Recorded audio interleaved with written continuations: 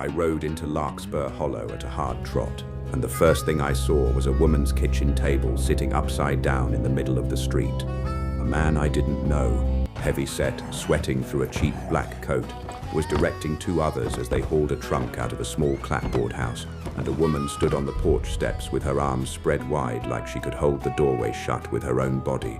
Her golden hair had come half loose from its pinned curls, strands sticking to her damp temples. She wasn't screaming. That was the thing I noticed first. She wasn't screaming, and she wasn't crying. She was just standing there, jaw set, telling them in a voice gone hoarse that this was her land, paid for in her husband's blood, and 11 years of work, and they would not be taking her trunk today. One of the men shoved past her anyway, and her shoulder struck the doorframe hard enough that I heard the sound of it from 30 yards off.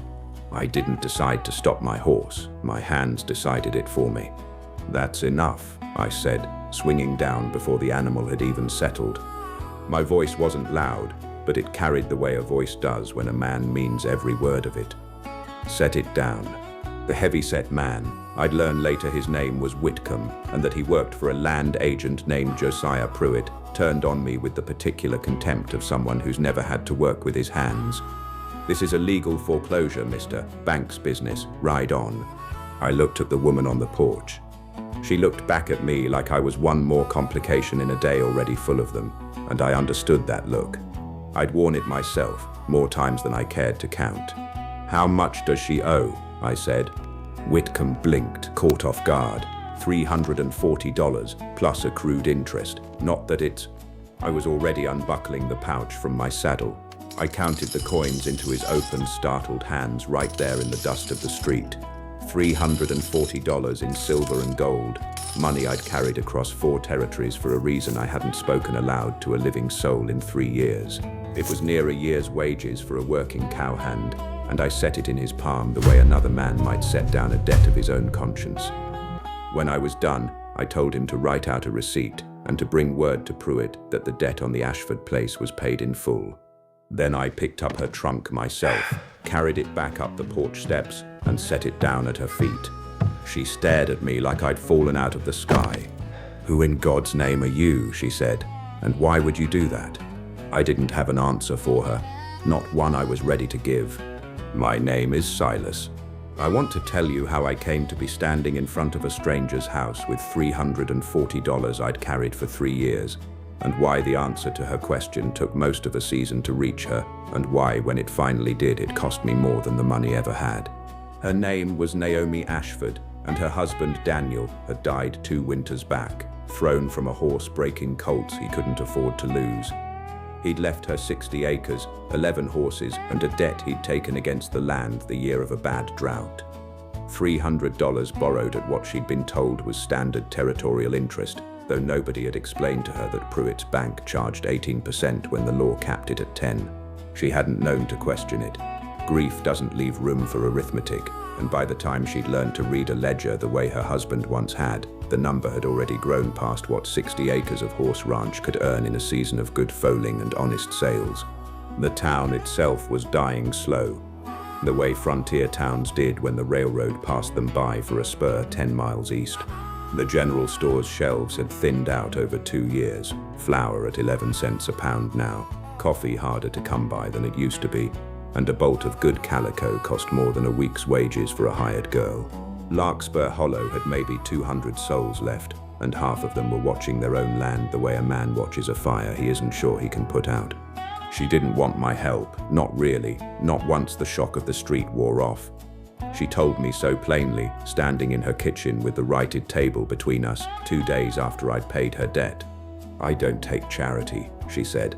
"I don't know what you think you bought yourself, riding in here like some avenging angel, but I'll find the money to pay you back if it takes me 10 years. "I don't want it back," I said. "Then what do you want?" I told her I was passing through, that I'd take work if she had it, that I was handy with horses and asked no wages beyond a bunk in the barn and food at her table, considerably less than the $25 to $40 a month a hand could earn on a working cattle outfit, and we both knew it. It wasn't the whole truth. It wasn't even close to the whole truth, but it was what I could say without unburying something I'd spent 3 years trying to keep in the ground. She hired me on suspicion, the way you'd hire a stranger you didn't trust but couldn't afford to turn away. 11 horses don't break themselves, and a woman working 60 acres alone had learned to swallow her pride when the alternative was losing everything twice. The first week, she barely spoke past what the work required. Hand me that halter, mind the gate, watch his hind leg he kicks when he's frightened. I learnt the shape of her days without her telling me a thing about herself. Up before the sun to start the stove, bread rising by the time the horses were fed. A widow's black dress worn thin at the elbows from years of the same 3 garments rotated through a wash bucket and a clothesline strung between 2 fence posts. She kept her husband's tools hung exactly where he'd left them in the barn, though she never once mentioned him by name in those first weeks, and I never asked. It was the small things that told me who she was. The way she'd stand over a foal born too weak in the night, willing it to breathe through sheer stubbornness, refusing to let the vet in town charge her $2 for a visit she believed she could handle herself. The way she counted eggs before she counted anything else each morning, because eggs sold at the mercantile were the difference between flour and no flour some weeks. She was not a woman waiting to be rescued. She was a woman doing the arithmetic of survival every single day and doing it alone, and I came to admire that before I came to feel anything softer toward her at all. I want to tell you something. If you're sitting with this story the way I once sat with silence, maybe you've got supper going, or you're driving somewhere with the window cracked, or you're lying in the dark letting a stranger's voice fill up a quiet house. I think most of us are carrying a debt that isn't only money. A thing we owe someone we can't repay anymore because they're gone, or because the moment to make it right closed before we found the courage to walk through it. That was the debt I was carrying into Larkspur Hollow. Naomi's $340 was only ever a down payment on a much older one. If you've got a debt like that yourself, I'd be glad of the company. Stay a while, and if this kind of story finds you, subscribe so the next one finds you too. The weeks passed the way they do on a horse ranch, dawn to dusk, saddle-broke colts and mended fences, and Naomi's flinty silences slowly softening into something like conversation. I mucked stalls before first light while she milked the 2 cows she kept for butter money, and by mid-morning we'd both be out at the corral, her calling out which colts had the temperament for saddle work and which needed another season of patience. She had a way of reading a horse's ears that I'd only ever seen in men twice her age, and I told her so once, and she almost smiled. I told her about the trail, about drives up through Kansas, about wages of $30 a month that never stretched as far as a man hoped, about nights on watch under skies so full of stars a man could go a little mad from the size of it. I didn't tell her about Eli. Eli was my younger brother, 4 years behind me, and slower to anger, and better with horses than I'd ever been. He'd borrowed against a homestead claim in the territory to buy breeding stock, filed proper under the Homestead Act the way our father had taught us, 160 acres he'd worked 3 years to prove up. The man who held that debt was a land agent not so different from Josiah Pruitt, a man who understood that desperate people don't read the fine print on interest and that a claim not yet fully proved could be seized quicker than a court would ever admit to. Eli fell behind.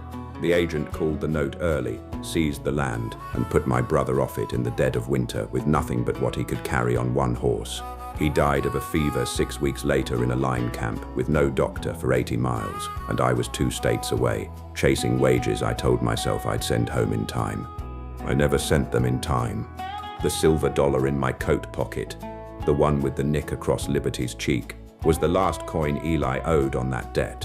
I'd taken it off the agent's own desk the night I finally caught up with him, 3 years too late to matter, and I'd carried it every mile since, like a man carries a wound he won't let close. I hadn't told Naomi any of this the night Josiah Pruitt rode out to the ranch himself, smiling like a man who already knows how a hand of cards is going to fall.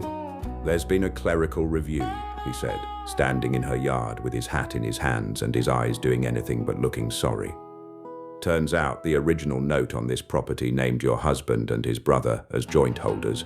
Your husband's brother's debts, gambling debts, ma'am, considerable ones, have come due, and they're secured against this land. I'm afraid there's a new claim, near enough $400, and the bank will need it settled within the month." It was a lie. I could see it was a lie, the way you can see weather coming before the sky changes. Something in the too careful way he said clerical review, in the fact that Daniel Ashford's brother had died of consumption 6 years back and owed no one anything. But Naomi didn't know that yet, and I watched the ground go out from under her all over again, watched her reach for the porch rail the way she had the day I rode in. "I'll fight it," she said, and her voice shook doing it. "I'll fight it in front of a judge if I have to." "There isn't a judge closer than 11 days' ride," Pruitt said, almost gently. "And by the time one comes through, the bank will have already—" "I'll bring the judge myself," I said. Pruitt looked at me for the first time since he'd ridden in, and something in his flat brown eyes shifted. Not fear, not yet, but the first flicker of a man recalculating. That night, after Pruitt had ridden off, Naomi found me in the barn checking a colt's foreleg by lantern light, and she stood in the doorway a long time before she spoke. "Why does this matter so much to you?" she said. The truth this time, not the handy with horses answer. So I told her.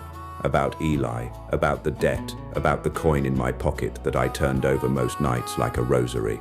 About how I'd spent 3 years telling myself that paying off one stranger's ruin might quiet the guilt of failing my own brother, and how I was beginning to understand, standing in her barn with sawdust on my boots and the colt's breath warm against my hand, that it didn't work that way. That guilt doesn't transfer, that you can't pay a dead man's debt by rescuing a living woman, no matter how much a man wants that arithmetic to balance. "Then why did you stay?" she asked, once the money was paid. I didn't answer. Some things you almost say, and the almost saying is louder than any words could be. She didn't push. She just stood there a moment longer, close enough now that I could smell wood smoke in her hair, and then she reached out and closed her hand over mine on the colt's leg, and neither of us moved for a long time. The next morning I rode out before dawn, alone, 11 days worth of hard riding ahead of me, because I remembered something from my own ruin that Josiah Pruitt had forgotten. Territorial law required any interest rate above 10% to be filed and witnessed at the county seat, and I'd bet my last coin his 18% had never been filed anywhere at all. A man that greedy rarely bothers with the paperwork of his own greed. I found the circuit judge in a courthouse 2 towns over, a weathered building of grey stone that smelled of tobacco and old paper, and I found the county filing clerk, and I found, buried in 11 years of dusty ledgers stacked floor to ceiling in a back records room, exactly what I'd hoped for. No filing, no witness, nothing but Pruitt's private greed dressed up as banking. Page after page of loans issued at rates no honest bank would put its name to, each one signed by desperate hands that had never thought to ask a lawyer's opinion on 18%. The clerk, a tired man who'd clearly wanted to say something about Pruitt for years, handed the ledger over without much persuading at all, muttering that he'd been waiting a decade for someone to finally ask the right question. The judge listened to the whole account without interrupting once, then closed the ledger slowly and said that a man ought to hang for less, though the law would have to settle for stripping Pruitt's charter instead. I rode back into Larkspur Hollow on the 12th day, with the judge riding beside me and a folder of evidence that would end Josiah Pruitt's career in that territory for good. We stood in Naomi's yard while the judge read the finding aloud. The phantom debt voided, the original note satisfied by my payment months before, 60 acres and 11 horses declared free and clear under her name and no one else's, filed and witnessed proper this time, in front of the whole yard. Pruitt's face went the color of old paper. He didn't say a word before he rode out of town for the last time, and word came later that the bank had let him go before the season turned. When it was over, when the judge had ridden on and the yard had gone quiet, Naomi turned to me. "You could ride on too," she said. "Debt's paid, nothing holding you here." "No," I said. "Nothing but the wanting to stay." I took the silver dollar out of my coat pocket, the one with the nick across Liberty's cheek, and I told her what it was, and I asked if she'd keep it somewhere in the house. Not because the debt was paid, but because I wanted something of Eli's to finally rest somewhere warm, somewhere lived in, instead of riding cold in my pocket from one lonely town to the next. She took it without a word and closed her hand around it the way she'd closed her hand around mine in the barn. I've stayed at the Ashford Ranch 3 years now. The colts I broke that first season are steady saddle horses now, and there are new foals in the spring pasture that never knew a day of debt hanging over this land. Some nights I still take that coin out of the tin box on the mantel and turn it over once, twice, before I put it back. Not out of guilt anymore, just so I don't forget where the debt started and how far a person can ride before they finally learn that the only way to pay for the dead is to stay fully for the living.